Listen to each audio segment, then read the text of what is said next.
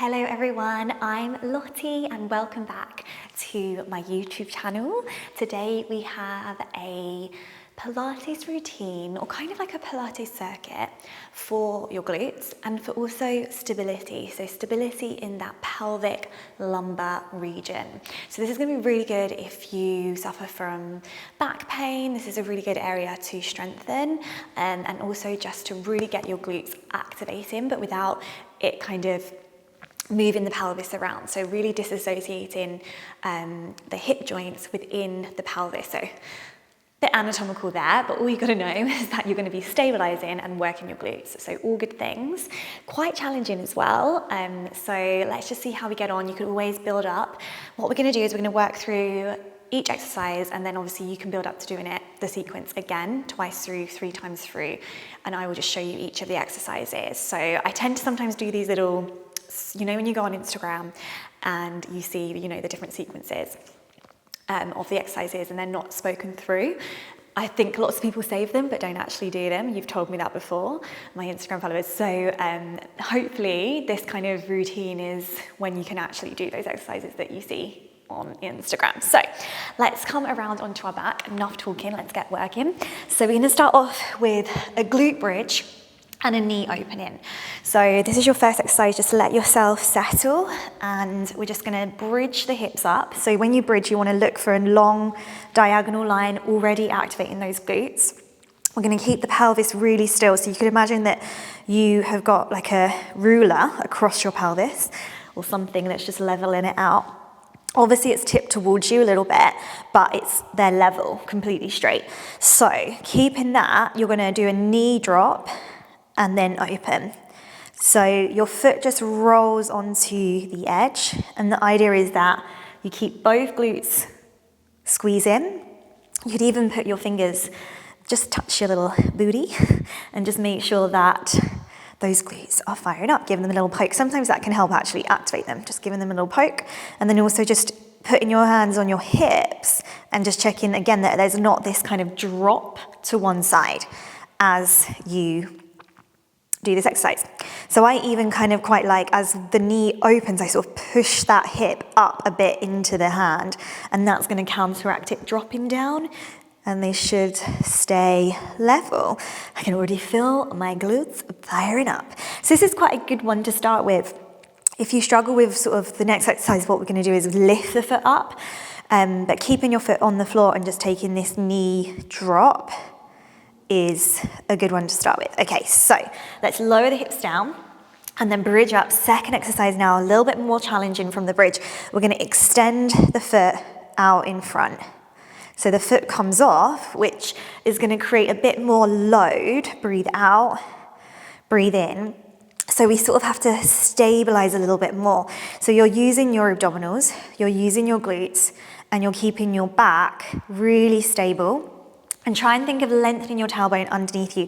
Rather than kind of in this like hanging place down here, you want to get those hips high, squeeze your bottom, level the pelvis, and you want to check that you're not shifting left to right.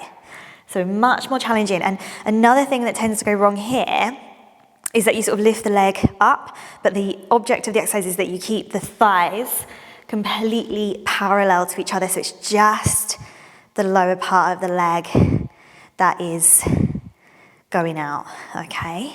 Let's do one more on each side. Exhale, keep drawing the navel in. Don't let that bottom sag down, squeeze it up. Exhale and inhale. Good, lower those hips. Okay, so we're gonna come onto the front, so just rolling into a prone position. So when we're on our front, quite a challenging one. Now you can always pop a towel, rolled up towel or something under your hips, and that can just help if you kind of feel this going into your lower back. So just rest your hands down on your forehead. I'm gonna obviously turn my head to one side just so you can hear me okay. And we're gonna start off with just a leg raise. So let's go parallel with the legs. And again, it's about keeping your hips nice and level. So another option is to kind of put your fingertips just under your hips and just check that as you're lifting one leg, whew, that went straight into my hamstring. And that's another thing. These exercises can sometimes kind of load the hamstring a lot, but we want to make sure that we're using the bottom, the glutes, and the hamstring together. So without letting the pelvis tip left to right, I'm going to put my hands under my head. I'm going to just alternate these leg raises and keep that pelvis completely balanced. So imagine you've got that tray of soup or that cup of tea or that espresso martini balancing on your back, and you don't want to let it drop left to right. So again, we'll do about 10, and then we'll add on to this. So really lengthen the tailbone. So I want you to squeeze your bottom and kind of think of pushing your hips down into the floor as you lift the leg up. And I don't want to see this back bending around. So keep your tummy gently working. Okay, so now we're going to add a fold of the knee in. So we'll lift one leg and then we'll bend the knee, curl the heel towards the bottom, extend the leg away, lower the leg down. So a little extra bit there. Lift the leg, curl the heel in, extend the leg out, lower the leg down. So a little bit more harder. Keep that tailbone. Now it might not feel like you're able to lift the thigh that high. It might be like my thigh is still on the floor, but you're still going to be working. It's quite unlikely that you can get that leg super high without it going into your back. So think more long and lengthened and supported. And try not to let the knee, as you bend the heel in, try not to let the knee kind of open to the side or anything. Keep it coming straight in to that sit bone. One more on each side. Add in that curl. And keep that length.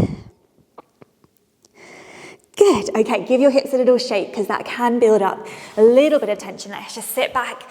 And then the last exercise we're going to do is our leg pull. So really challenging exercise. This kind of is like the